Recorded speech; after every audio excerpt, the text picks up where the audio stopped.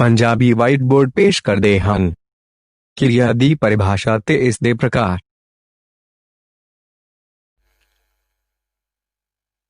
ਸਤਿ ਸ੍ਰੀ ਅਕਾਲ ਜੀ।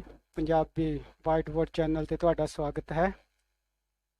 ਅੱਜ ਅਸੀਂ ਕਿਰਿਆ ਦੇ ਬਾਰੇ 'ਚ ਵਿਚਾਰ ਕਰਾਂਗੇ। ਅਸੀਂ ਜਾਣਦੇ ਹਾਂ ਕਿ ਭਾਸ਼ਾ ਦੀ ਮੂਲ ਇਕਾਈ ਅੱਖਰ ਹੁੰਦੀ ਹੈ। ਅੱਖਰ, ਮਾਤਰਾ ਤੇ ਲਗਾ ਅੱਖਰ ਤੋਂ ਸ਼ਬਦ ਬਣਦੇ ਹਨ। ਇਹ ਸ਼ਬਦ ਅਰਥ ਦੇ ਆਧਾਰ ਤੇ 8 ਪ੍ਰਕਾਰ ਦੇ ਹੁੰਦੇ ਹਨ: ਨਾਂਵ, ਪੜਨਾਂਵ, ਵਿਸ਼ੇਸ਼ਣ, ਕਿਰਿਆ, ਕਿਰਿਆ ਵਿਸ਼ੇਸ਼ਣ, ਸੰਬੰਧਕ, ਯੋਜਕ ਤੇ ਵਿਸਮਿਕ। ਨਾਂਵ, ਪੜਨਾਂਵ ਤੇ ਵਿਸ਼ੇਸ਼ਣ ਬਾਰੇ ਅਸੀਂ ਪਿਛਲੀ ਵੀਡੀਓ ਦੇ ਵਿੱਚ ਵਿਚਾਰ ਕਰ ਚੁੱਕੇ ਹਾਂ, ਜਿਨ੍ਹਾਂ ਦੇ ਲਿੰਕ ਇਸ ਵੀਡੀਓ ਦੇ ਡਿਸਕ੍ਰਿਪਸ਼ਨ ਵਿੱਚ ਦਿੱਤੇ ਜਾ ਚੁੱਕੇ ਹਨ। ਅੱਜ ਅਸੀਂ ਕਿਰਿਆ ਦੇ ਬਾਰੇ ਜਾਣਾਂਗੇ। ਅਸੀਂ ਹਰੇਕ ਨੂੰ ਕਿਸੇ ਨਾ ਕਿਸੇ ਕੰਮ ਦੇ ਵਿੱਚ ਰੁੱਝੇ ਹੋਏ ਦੇਖਦੇ ਹਾਂ। ਕੋਈ ਖਾਂਦਾ ਹੈ, ਕੋਈ ਪੀਂਦਾ ਹੈ, ਕੋਈ ਸੌਂਦਾ ਹੈ। ਇਸੇ ਤਰ੍ਹਾਂ ਪੜ੍ਹਨਾ, ਲਿਖਣਾ, ਹੱਸਣਾ, ਰੋਣਾ, ਲੜਨਾ, ਖੇਡਣਾ ਆਦਿ ਸਭ ਨਿੱਤ ਦੀਆਂ ਕਿਰਿਆਵਾਂ ਹੀ ਹਨ। ਵਿਆਕਰਨ ਵਿੱਚ ਇਹਨਾਂ ਸ਼ਬਦਾਂ ਲਈ ਜਿਹੜਾ ਸ਼ਬਦ ਵਰਤਿਆ ਜਾਂਦਾ ਉਸ ਨੂੰ ਕਿਰਿਆ ਕਿਹਾ ਜਾਂਦਾ। ਜਿਵੇਂ ਬੱਚਾ ਹੱਸਦਾ ਹੈ, ਪੰਛੀ ਉੱਡਦਾ ਹੈ। ਚਪੜਾਸੀ ਨੇ ਘੰਟੀ ਵਜਾਈ ਵਿੱਚ ਹੱਸਦਾ, ਉੱਡਦਾ ਤੇ ਵਜਾਈ ਸ਼ਬਦ ਕਿਰਿਆਵਾਂ ਹਨ। ਤਾਂ ਇਸ ਦੇ ਆਧਾਰ ਤੇ ਅਸੀਂ ਕਹਿ ਸਕਦੇ ਹਾਂ ਕਿ ਕਿਰਿਆ ਦੀ ਜਿਹੜੀ ਪਰਿਭਾਸ਼ਾ ਜਾਂ ਪਰਿਭਾਸ਼ਾਵਾਂ ਇਸ ਤਰ੍ਹਾਂ ਹੋ ਸਕਦੀਆਂ ਹਨ: ਜਿਹੜਾ ਸ਼ਬਦ ਕਿਸੇ ਵਸਤੂ ਦੇ ਕੰਮ ਨੂੰ ਕਾਲ ਸਹਿਤ ਹੋਣਾ ਜਾਂ ਕਰਨਾ ਪ੍ਰਗਟ ਕਰੇ ਉਸ ਨੂੰ ਕਿਰਿਆ ਆਖਦੇ ਹਨ। ਦੂਸਰੀ ਪਰਿਭਾਸ਼ਾ ਇਹ ਹੈ ਕਿ ਜਿਹੜਾ ਸ਼ਬਦ ਕਿਸੇ ਕਾਰਜ ਦੀ ਸਥਿਤੀ ਜਾਂ ਕਿਸੇ ਘਟਨਾ ਦੇ ਕਰਮ ਨੂੰ ਸੂਚਿਤ ਕਰੇ ਉਸ ਨੂੰ ਕਿਰਿਆ ਸ਼੍ਰੇਣੀ ਦਾ ਸ਼ਬਦ ਕਿਹਾ ਜਾਂਦਾ ਹੈ। ਇੱਕ ਹੋਰ ਪਰਿਭਾਸ਼ਾ ਇਹ ਹੈ ਕਿ ਜਿਨ੍ਹਾਂ ਸ਼ਬਦਾਂ ਤੋਂ ਕਿਸੇ ਕੰਮ ਦੇ ਕਾਰਨ ਜਾਂ ਹੋਣ ਦਾ ਪਤਾ ਚੱਲੇ ਉਸ ਨੂੰ ਕਿਰਿਆ ਕਹਿੰਦੇ ਹਨ। ਇਸ ਤਰ੍ਹਾਂ ਕਿਰਿਆ ਦੀਆਂ ਉਦਾਹਰਨਾਂ ਜਾਂਦਾ, ਪੀਂਦਾ, ਹੱਸਦਾ, ਉੱਡਦਾ, ਵਰਦਾ, ਜਾਵੇਗਾ ਆਦਿ ਸ਼ਬਦ ਕਿਰਿਆਵਾਂ ਦੀਆਂ ਉਦਾਹਰਨਾਂ ਹਨ। ਕਿਰਿਆ ਦੀਆਂ ਕੁਝ ਵਿਸ਼ੇਸ਼ਤਾਵਾਂ ਹੁੰਦੀਆਂ ਹਨ ਜਿਹੜੀਆਂ ਕਿ ਇਸ ਪ੍ਰਕਾਰ ਹਨ। ਕਿਰਿਆ ਇੱਕ ਮੁੱਖ ਸ਼ਬਦ ਸ਼੍ਰੇਣੀ ਹੈ। ਹਰ ਵਾਕ ਵਿੱਚ ਕਿਰਿਆ ਹੁੰਦੀ ਹੈ ਤੇ ਆਮ ਤੌਰ ਤੇ ਵਾਕ ਦੇ ਅੰਤ ਵਿੱਚ ਆਉਂਦੀ ਹੈ। ਕਿਰਿਆ ਤੋਂ ਬਿਨਾਂ ਕਿਸੇ ਵਾਕ ਬਾਰੇ ਨਹੀਂ ਸੋਚਿਆ ਜਾ ਸਕਦਾ। ਕਿਰਿਆ ਤੋਂ ਵਾਕ ਵਿੱਚ ਕਰਤਾ ਦਾ, ਕਰਮ ਦਾ, ਕਰਨ, ਲਿੰਗ ਤੇ ਵਚਨ ਆਦਿ ਦਾ ਵੀ ਸਾਨੂੰ ਪਤਾ ਚੱਲਦਾ ਹੈ। ਕਿਰਿਆ ਜਿਹੜੀ ਹੈ ਵਿਕਾਰੀ ਹੁੰਦੀ ਹੈ। ਵਿਕਾਰੀ ਭਾਵ ਉਹ ਰੂਪ ਬਦਲਦੀ ਹੈ। ਜਿਸ ਦੇ ਕਰਤਾ ਤੇ ਲਿੰਗ ਬਦਲਦੇ, ਵਚਨ ਦੇ ਬਦਲ ਨਾਲ ਤੇ ਕਾਲ ਦੇ ਬਦਲ ਨਾਲ ਉਸਦਾ ਰੂਪ ਹੈ ਜਿਹੜਾ ਉਹ ਬਦਲ ਜਾਂਦਾ ਹੈ। ਜਿਵੇਂ ਲਿੰਗ ਦੇ ਕਾਰਨ ਜਿਸ ਤਰ੍ਹਾਂ ਫਰਕ ਆਉਂਦਾ ਹੈ, ਮਹਿੰਦਰ ਸਕੂਲ ਜਾਂਦਾ ਹੈ, ਰਚਨਾ ਸਕੂਲ ਜਾਂਦੀ ਹੈ। ਪੁਲਿੰਗ ਸੀ ਤਾਂ ਜਾਂਦਾ ਹੈ ਔਰ ਰਚਨਾ ਜਾਂਦੀ। ਇਸ ਤਰ੍ਹਾਂ ਲਿੰਗ ਦੇ ਕਾਰਨ ਕਿਰਿਆ ਦਾ ਰੂਪ ਬਦਲ ਗਿਆ। ਇਸੇ ਤਰ੍ਹਾਂ ਵਚਨ ਦੇ ਕਾਰਨ ਕੁੱਤਾ ਭੱਜ ਰਿਹਾ ਹੈ, ਕੁੱਤੇ ਭੱਜ ਰਹੇ ਹਨ।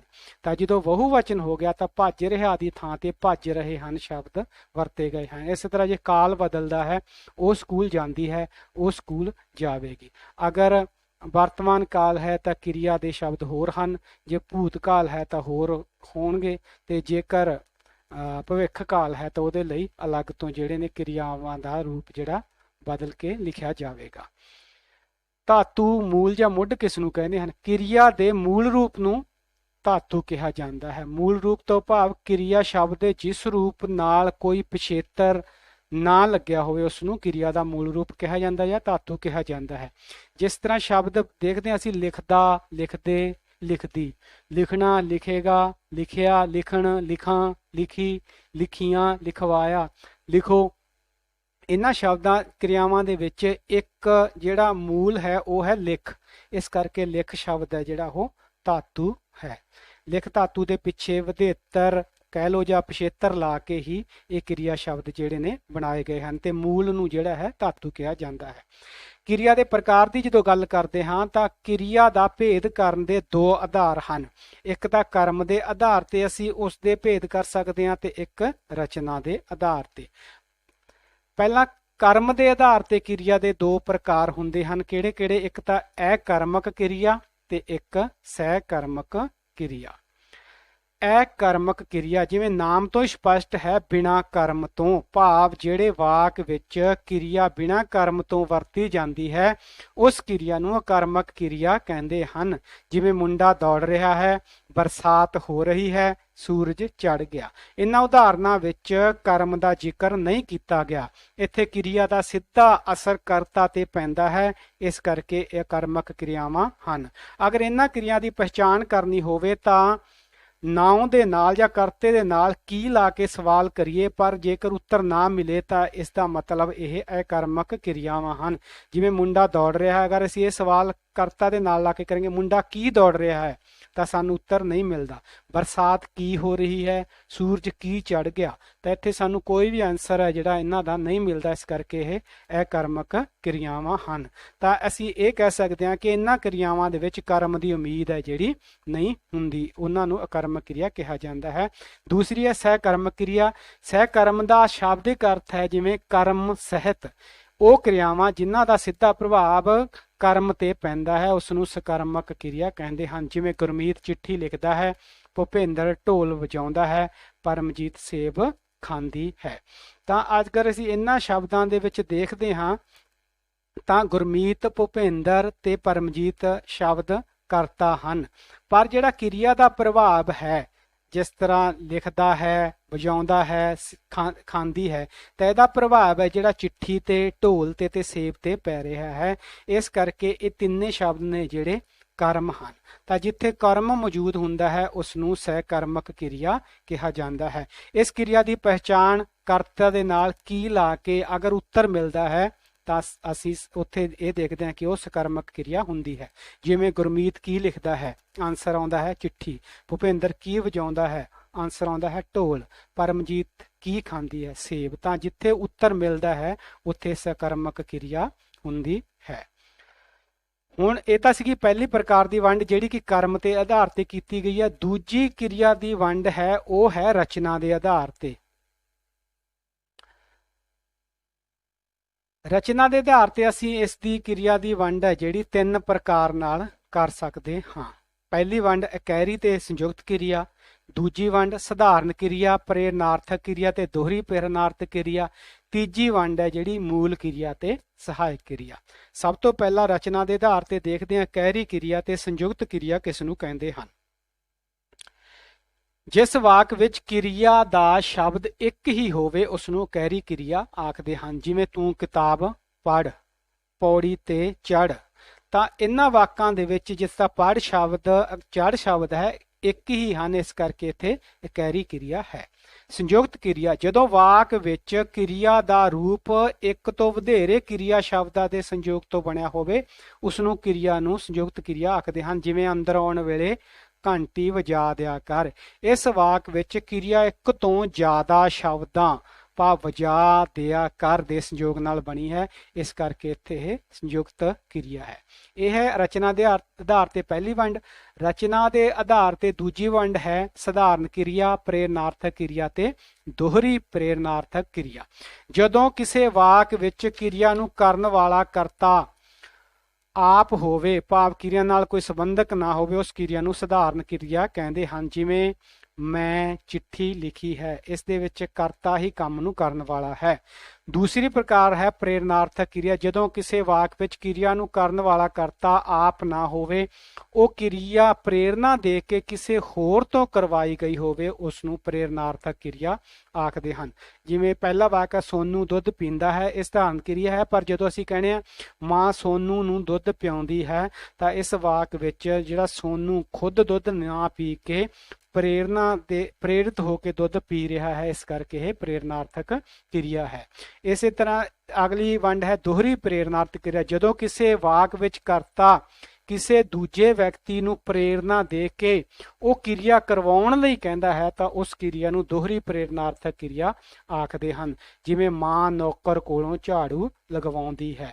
ਇਸ ਵਾਕ ਵਿੱਚ ਕਰਤਾ ਖੁਦ ਕੰਮ ਨਾ ਕਰਕੇ ਦੂਜੇ ਨੂੰ ਕੰਮ ਕਰਨ ਲਈ ਕਹਿੰਦਾ ਹੈ। ਰਚਨਾ ਦੇ ਆਧਾਰ ਤੇ ਤੀਜੀ ਵੰਡ ਹੈ ਜਿਹੜੀ ਉਹ ਹੈ ਮੂਲ ਜਾਂ ਮੁੱਖ ਕਿਰਿਆ ਤੇ ਸਹਾਇਕ ਕਿਰਿਆ।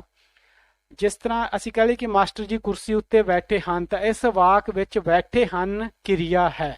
ਇਸ ਵਾਕ ਵਿੱਚ ਜਿਹੜਾ ਬੈਠੇ ਉਹ ਮੂਲ ਜਾਂ ਮੁੱਖ ਕਿਰਿਆ ਹੈ ਤੇ ਸਹਾਇਕ ਕਿਰਿਆ।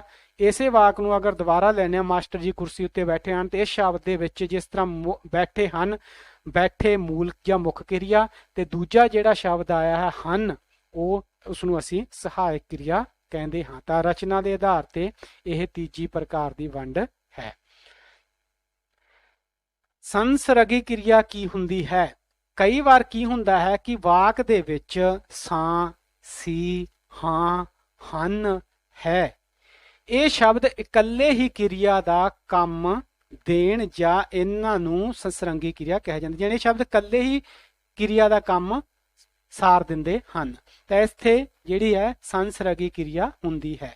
ਜਿਵੇਂ ਮੈਂ ਇੱਕ ਖਿਡਾਰੀ ਹਾਂ, ਤਾਂ ਇੱਥੇ ਹਾਂ ਸ਼ਬਦ ਹੈ ਜਿਹੜਾ ਉਹ ਕਿਰਿਆ ਦਾ ਕੰਮ ਦੇ ਰਿਹਾ ਹੈ। ਰਮੇਸ਼ ਡਾਕਟਰ ਹੈ, ਇੱਥੇ ਹੈ ਸ਼ਬਦ ਹੈ ਕਿਰਿਆ ਦਾ ਕੰਮ ਦੇ ਰਿਹਾ ਹੈ।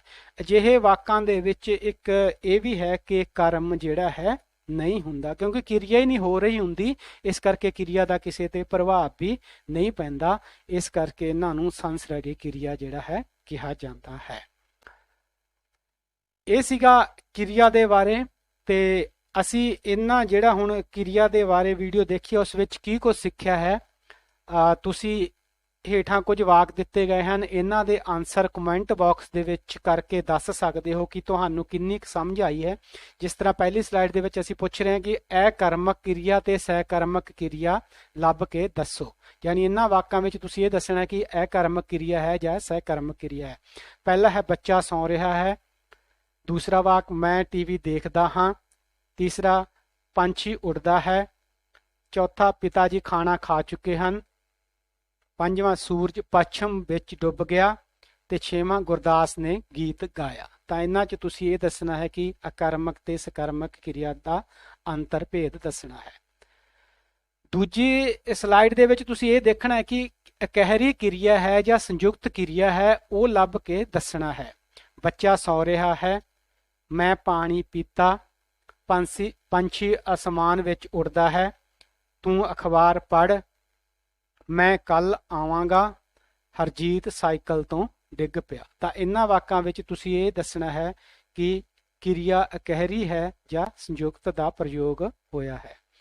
ਤੀਸਰੀ ਸਲਾਈਡ ਦੇ ਵਿੱਚ ਤੁਸੀਂ ਸਧਾਰਨ ਕਿਰਿਆ ਤੇ ਪ੍ਰੇਰਨਾਰਥਕ ਕਿਰਿਆ ਵਿਚਾਲੇ ਅੰਤਰ ਲੱਭ ਕੇ ਦੱਸਣਾ ਹੈ। ਭਗਤ ਸਿੰਘ ਨੇ ਦੇਸ਼ ਲਈ ਜਾਨ ਦਿੱਤੀ। ਮੈਂ ਪਾਣੀ ਪੀਤਾ। ਮਾਂ ਨੇ ਨੌਕਰ ਤੋਂ ਸਬਜ਼ੀ ਮੰਗਵਾਈ। ਰਾਮ ਨੇ ਦਰਵਾਜ਼ਾ ਖੋਲ੍ਹਿਆ।